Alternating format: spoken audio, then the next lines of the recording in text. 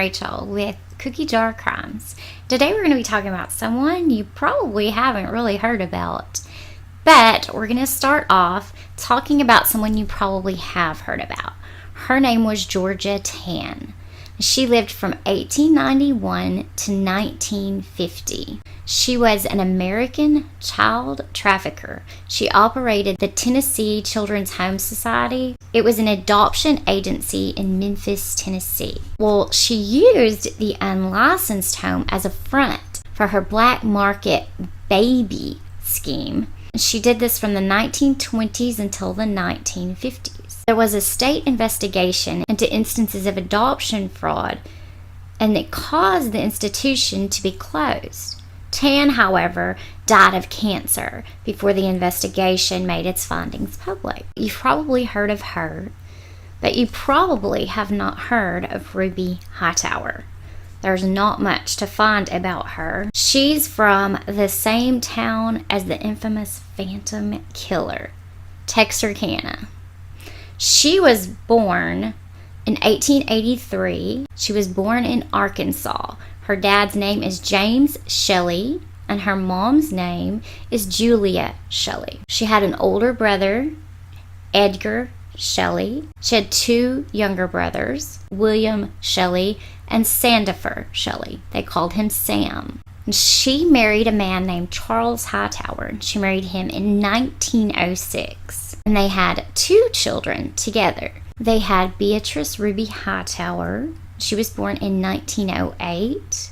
And they had Bevy B. Hightower. She was born in 1911. Now, Charles Hightower has another child listed as Charlie May Hightower. And she was born in 1908 as well. So obviously, this child is not Ruby Hightower's natural child because she was born just a few days after Ruby's first child. And Charlie May is not listed as Ruby's child. She's only listed as Charles Hightower's child. If they would have adopted her, then she would be listed as Ruby's child. So I'm thinking Charles must not have been a faithful husband. There's no mom mentioned for Charlie May. That's quite sad. So Beatrice, their oldest child, went on to marry Lauren Roark in 1946, and they had one child. Her name was Elizabeth Roark, and Brown was her married name. She was called Betty. That's what her nickname was. She was born in 1948, and she lived to 2007. As far as I know, Betty was Ruby's only grandchild. Now, when Ruby Hightower died, she left this trunk to her granddaughter, Betty. And this is where our story begins to get interesting. Betty Brown never really thought to look in the trunk. I mean, it was just a bunch of papers. It was like some medical papers and documents, but she never really dug through them or she never really found interest in digging through them. She began to receive telephone calls, though, asking her for information about Ruby. She began to dig into the papers. What she found out was startling. Brown had always known her grandmother as this kind, sweet, just grandmotherly type person. But this, what she found in the trunk, it was like learning about a stranger, someone she didn't know. In the trunk, Brown found a Texarkana Gazette article. It was from August the 8th, 1950. And this is what the article read. Mrs. Ruby Hightower, operator of a health home, was charged today with kidnapping a newborn baby from a young unwed mother. District Attorney Maxwell Welch said the baby was taken at birth from a Texarkana hospital. The 16-year-old mother and her parents who want to rear the child have received no satisfaction in their demands that Mrs. Hightower hand over the baby. Welch said the girl went in the health home for the last 3 months of confinement. He quoted the young mom as saying she had paid $250 for room and board for that period. She left the health home and she went into the hospital for the birth of her child. Later, she came back to the health home, but the baby was not moved with her. And another teenage girl had also charged Hightower with kidnapping her baby, but Hightower was never indicted. Among the yellowed articles that Betty Brown found in the trunk was an article by a man named Ernest A. Mittler. It was from Look magazine, 1954. Ernest Mittler, he was an intimidating figure. He was a New York City district attorney in the 1950s. He conducted a lot of undercover work in black market baby operations, and he exposed many of these black market baby rings. One contributing factor to these illegal adoptions was the desire of many couples, and even today, to have a child of their own, a baby of their own. But the struggle to adopt through an agency can be a struggle. It can be unbelievably hard. And so that was a contributing factor then. A second contributing factor is the amount of unmarried girls under 20 who would become pregnant. And that was very unaccepted in the day. To be pregnant and unmarried, you were very just kind of shut out of life. If that happened to you, you were looked at horribly. So these girls, they needed help. These ladies like Georgia Tann, Ruby Hightower would have scouts seeking to help these girls. And so they would offer them what they needed. They would offer them secrecy, safety, and medical care. And sometimes the girls actually wanted to put their babies up for adoption. You know, they wanted them to be able to have a normal life and to be raised by a couple. But a lot of times they were tricked and their babies taken against their will. I'm going to read some of the article to you by Ernest Mittler, what he wrote in the Look 1954 magazine. This is what Betty Brown read. She had no clue anything about her grandmother. She had no clue about any of this, and she's just reading these articles. That would be tough, you know, to find this kind of stuff out about her grandmother, and she's not there. You can't talk to her. You can't, like, what was going on? Why did you do this? You can't get any kind of closure from that. So she's just reading this stuff and like, wow, had no clue that her grandmother had done any of this. Think about that as we read this, that Betty Brown's reading this and she's like, what? So this is his words. Last August, on information received, I visited the Hightower Health Home in Texarkana, Texas. I presented myself to Mrs. Ruby Hightower as a fellow who wanted to adopt a baby.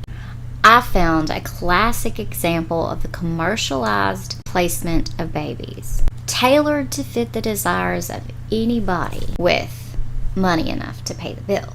The health home, a rather ordinary house. It's in a residential section. Upstairs, a few old folks are boarded.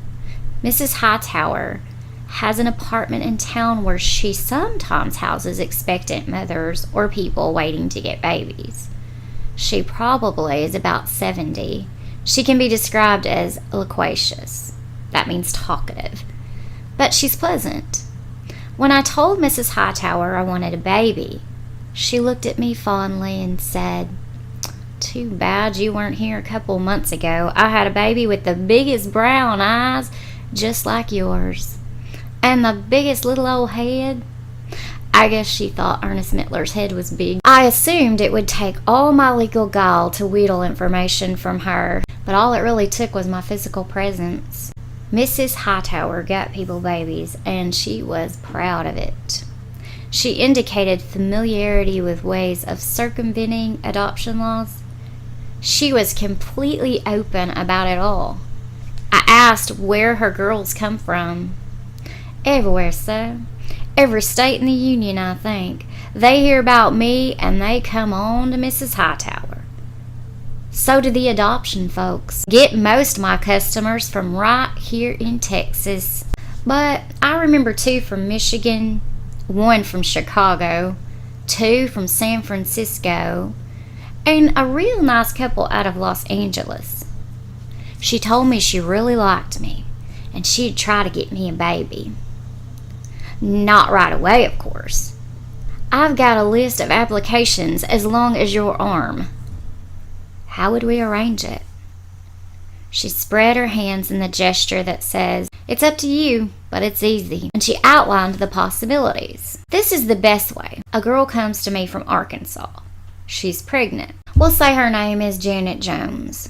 Well, I'll board her, and when her time comes, she goes into the hospital under your wife's name. The birth certificate would be drawn as if my wife, and he says here I'm a bachelor, so he didn't really have a wife, but this is how it would work. The birth certificate would be drawn as if my wife had given natural birth, and I would take the baby away. This would eliminate all investigation and adoption procedure, but of course, it's clearly illegal in Texas and elsewhere. Of course, they fingerprint the mother over on the Arkansas side, Mrs. Hightower added. But that don't make any difference. They hardly ever investigate the prints, once in a million. There's another way of doing it, she continued.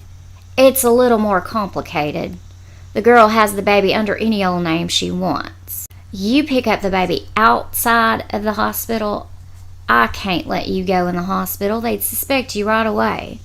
You pick up the baby and you take it home. You take along the birth certificate. About 6 months later, you adopt the child in your home state. Tell the investigators the girl gave you the baby to look after, and she just never came back for it. You leave my name out of it. They'll check around here, but you tell them the girl lived with Mrs. M. I fix it up, so Mrs. M, she stands by the story. She always does that. So does the girl. That leaves me out. No one knows you got the baby through me. I wondered aloud whether perhaps the sovereign states of Texas and Arkansas might object. She looked at me with a stern eye. Mr. What'd you say your name was?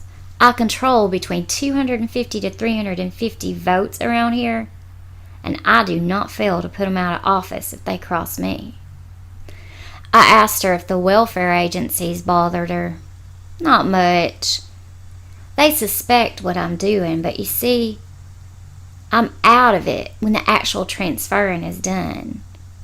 I just get folks together. When the welfare people come around, I just chase them away. We talked a while about the competition, which apparently is heavy in that part of the country. I later met some of the competition.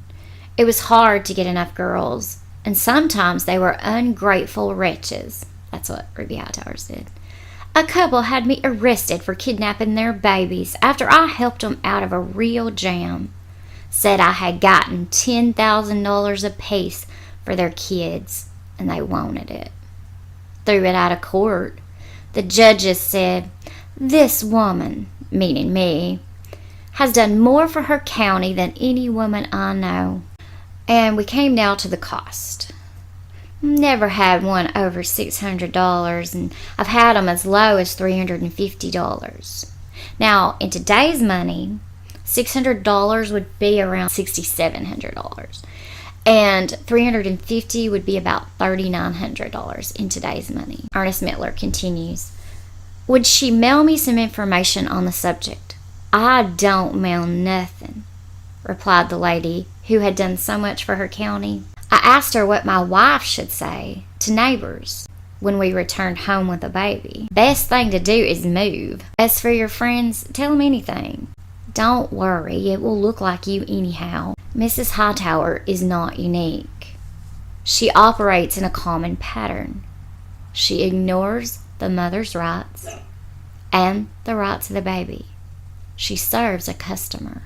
Her existence depends on the fact that there's no interstate control over non-Texas placements and on her ability to conceal the operation. In the same article at the beginning of it, Ernest Mittler speaks of meeting a woman who had just been released from jail.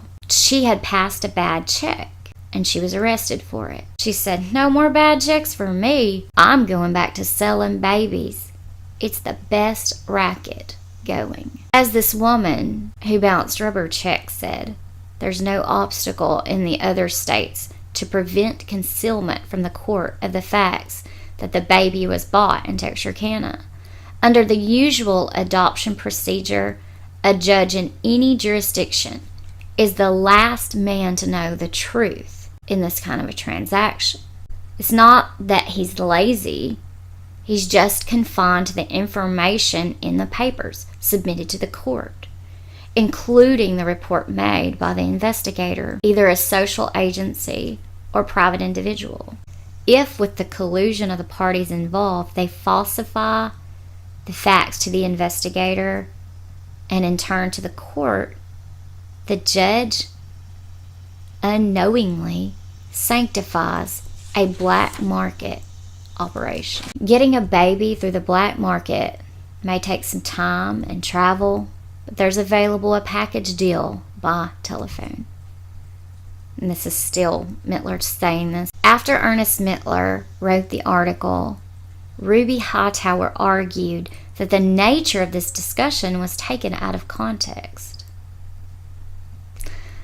Jane Beckerdyte, she wrote about Ruby Hightower in an article in the Texarkana Gazette in April 12th, 1998. It was titled, "Did Local Healthcare Provider Once Sell Babies on the Side? Living Legacies Seek Answers." Ernest Mittler died February 12th, 2002, but at the time of the 1998 article, he was alive and well, although it had been 44 years since he had spoken with Ruby Hightower. He could recall with great detail his conversation with her. Mittler stated that after investigating thousands of cases, it was common practice for adoption dealers just to tell moms their babies had died. Mittler said he had taped everything that Ruby Hightower told him. Wouldn't it be nice to have those tapes? He said she was a very blunt person. She wasn't sophisticated. I do believe that she did exploitation of the people in her home, and I think it was well known in the community. Mittler was interviewed over the telephone from his New York apartment. He said he believes that Hightower was not in the black market baby business for money alone. She liked the attention. "I don't think it was just greed," he said. "I think she liked having a certain amount of power. I think Mrs. Hightower was pleased to have people come there. There's a lot of attention you get from making arrangements from people who are craving a child. I think she had a good feeling about being liked and well connected." Betty Brown and one of her friends said that they found what they believed to be Hightower's private journal. And in the journal, Hightower maintained her innocence. This is an excerpt from her journal. "Since the early 1930s, I've been accused of being an abortionist, a bootlegger dope seller. I'm not guilty of any sort of abortions. I'm not guilty of any misuse of any sort of medicines. I'm not guilty of any sort of liquor dealing, nor am I guilty of any sort of black market. I have protected the good name of many girls and women by getting them on the road to right living," Hightower wrote. "I'm aware there's been an undercurrent of gossip these 20 years regarding those ugly stories, and I'm sorry. But there's nothing I could do to stop gossipers. I know if any of it had been true, I would have been in the penitentiary.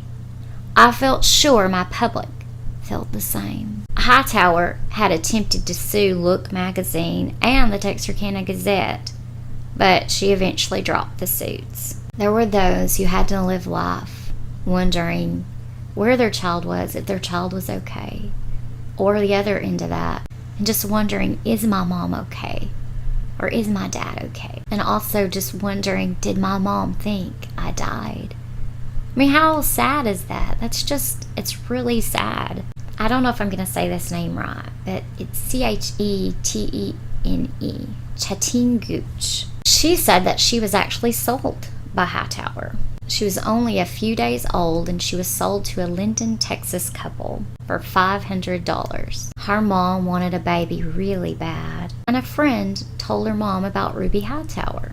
Her parents drove to Texarkana. They went in the Hightower home. Her dad gave $500 to Ruby Hightower, and she gave him a baby, Teen Gooch. Another woman from Foreman, Arkansas, said she gave birth to a baby girl, May 16, 1954. She was told that her baby died. Years later, her dying aunt revealed the baby was alive. She went to St. Michael's to look for her records. She had registered there under a different name because she was a teenager and unmarried, and she was poor.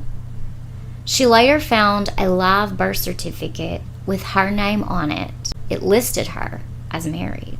Her mom and grandmother both worked for Ruby Hightower at the time she gave birth. She believes Hightower sold her daughter. Many other women believe the babies they had at Meagher Hospital were adopted through some kind of alliance with Hightower after they were told their babies had died. Christus St. Michael is the hospital in Texarkana. It started off as Michael Meagher Hospital. Later on, it changed as it grew. Clarine Greiser, she said that many people were involved with the loss of her baby. Right after she gave birth to her baby, she could hear her baby crying. She said her little girl had thick black hair and long little fingernails. On October 2nd, 1946, she delivered baby Patricia at 2:30 a.m. at Michael Meagher Hospital. She said she watched as her daughter lay in the glass incubator. But later on, they came in and told her, we got to put you to sleep for a minor surgery. We need to get the placenta out because she hadn't delivered it. Or that's what she was told. When she woke up, she was told, oh, your little girl, she was born dead. Mrs. Greiser never saw baby Patricia again. A year after Greiser had Patricia, she had another little baby girl, and her name was Sheila. Well, Sheila made it her mission to find her sister. Sheila's mom tried for years to get a birth, death, or stillborn certificate on her child. Years of writing to the hospital and vital records produced nothing. Sheila began writing letters, but the hospital told her mom had never had a child there. They're like, your mom's never even been a patient here. After much persistence, the hospital finally verified that her mom had been a patient at Michael Meagher Hospital. They finally produced a stillborn certificate. Brian still believed that her mom's baby was somehow given to Ruby Hightower and sold. It was said that Ruby Hightower only sold babies who came from poor families or unwed mothers. Well, Greiser was married when she gave birth, but she was poor. So what made Brian even more confident that her sister didn't die at birth comes from stories that she had heard told about the day that Patricia was buried in Canton, Texas. Her father and aunt went to the funeral home to pick up the casket. It was already shut, and they told her father, don't open the casket, it needs to stay shut. The baby was too bruised for him to see. Well, Brian was finally able to convince a judge to order her sister's grave exhumed. The grave had some rusty hinges, some nails, and some rotten wood. But one thing was missing. There was no baby in that grave. Of course, Greiser wasn't shocked. She knew her baby was alive. Was this the work of Ruby Hightower? We may never know the truth, but we do know that Clarine Greiser's baby lived with someone, somewhere. My mom, she was born at Pine Street Hospital in Texarkana. She was born on November 30th, 1949. She had 3 older brothers, all born to A.D. Arnold and Stella Arnold. I like to call them Granddad and Mimi. Stella Arnold was born in 07. That's 1907. She married my granddad on December 23rd, 1936. And they were married in Miller, Arkansas. They lived in Texarkana, Texas. Well, in 1941, they were excited. She was pregnant. This was their first baby. His name was Arthur Gordon. He was born on November 23rd, 1941. He was born at 6 a.m. at Pine Street Hospital. He was born on a Sunday morning. Unfortunately, my Mimi would never get to hold him. She didn't even get to see him. My Mimi had waited 9 months to meet this baby. She never got to see him or hold him. They were told that he was stillborn. My granddad said he could hear his son crying. Stillborn babies don't cry. He also said the nurse and the doctor were in an all-fired hurry to get out of there. He thought they were having a fling. My Mimi and my granddad were never allowed to see Arthur Gordon again. They did see and bury a casket. My Mimi had another baby, Anderson Dale. He was born July 28, 1944. And he was the light of her life. A sweet baby boy. She could hold him. She could cuddle him. She could sing to him and rock him and read to him. They rushed him to the hospital on March the 8th, 1946. I believe he was having a seizure. I'm not exactly sure of the details. When they returned home, they were empty-handed and broken-hearted. She would again have another baby. This baby's name was Rory Charles. He was born April 1947. Rory Charles was stillborn. One of her family members, knowing about the lack of closure that they had gotten with their first child, took pictures of Anderson Dale and Roy Charles in their caskets. In 1949, my Mimi once again became pregnant. This time would be different. It would be a wonderful, joyous occasion. My mom brought such joy and happiness to her adoring parents. She was beautiful, smart, sweet, and healthy.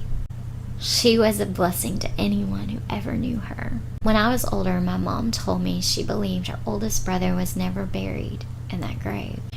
I don't know if he is or not, and I don't even know if he'd still be alive today.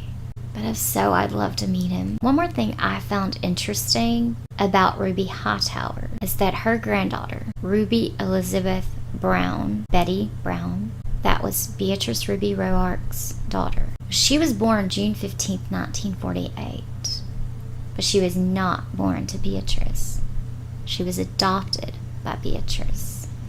I just find that a little interesting. One of my theories as to why, just after researching to why maybe Ruby Hightower got into this, was if her husband had Charlie May with another girl, maybe an unwed girl probably, then maybe that spurred her on to either do this to help girls like that. Maybe it was a vengeful thing, like to hurt them. I don't know her motives. Most of the things we do, there's usually a reason behind them, and so that was just kind of a theory I had, that maybe because of that, maybe that's why she got into this operation of baby selling, and maybe it was just to help unwed moms. Maybe she thought, even though it wasn't what they wanted, maybe she thought it was what was best for them.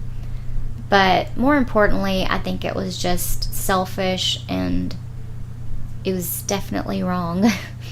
So anyway, I hope that you're interested in my true crime stories. I'm going to try to do some more. I hope that you have a wonderful day. And if you have any information that you know about this story or other stories, share them in the comments. Please like and subscribe. If you liked the video, like it. Don't like it if you didn't. And subscribe if you want to know when I put out more cookie jar crime videos. Thank you. Bye-bye.